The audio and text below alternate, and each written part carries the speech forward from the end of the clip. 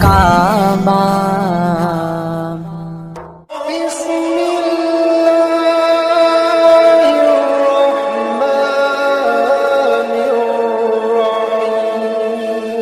حضور علیہ السلام آگے بڑھے تو کچھ لوگوں کو دیکھا کہ وہ خون کے دریا میں ہیں اور ان کے پیٹوں میں پتھر ہیں.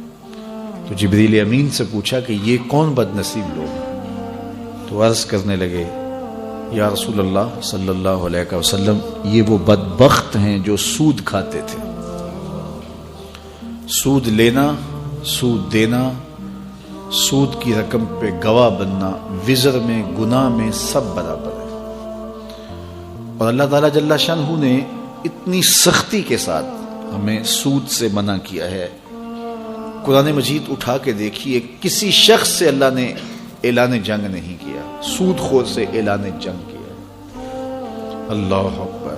اور مجھے بتاؤ، جس کو اللہ جنگ کا چیلنج دے تو پھر اس کے پلے بچتا کیا ہے؟ اس کے پاس رہتا کیا ہے؟ اس کا سب کچھ لٹ جاتا ہے. جسے اللہ کہے کہ تیرے ساتھ میرا اعلان جنگ ہے، تیری میری جنگ ہے، تو پھر کیا کوئی مقابلہ کرنے کی سکت رکھتا ہے؟ تو سود خور چین گوا بیٹھتا ہے، قرار لٹ جاتا ہے، باطن اجڑ جاتا ہے. وہ سمجھتا ہے کہ اس سے میرا کاروبار آگے نکل جائے گا، لیکن اس کا انجام رسوائی ہے.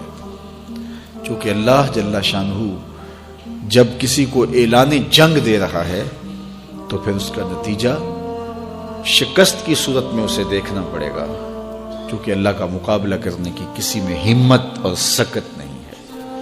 تو وہ رسوا ہو جائے گا. قرب قیامت میں سود عام کر دیا جائے گا، مختلف ناموں سے سود ہوں گے. بلکہ ایک مقام پہ فرمایا کہ سود نہ پہنچا ہر شخص کو اس کا دخان یعنی دھواں ضرور پہنچے گا. تو اس لیے بہت زیادہ احتیاط کرنے کی ضرورت ہے اپنے معاملات کو پاک رکھنے کی. مختلف ذریعوں سے مختلف پیکج لے کے لوگ آپ کے پاس آتے ہیں اور آپ کو سودی کاروبار میں پھنسانے کی کوشش کرتے ہیں. اللہ نے جو دیا ہے اس پہ توکل کرو.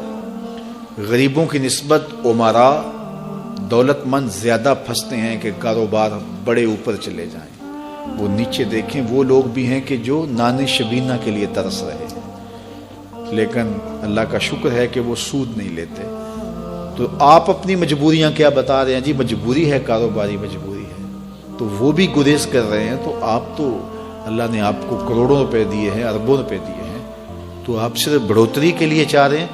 تو سود میں تو بڑھوتری ہے ہی نہیں.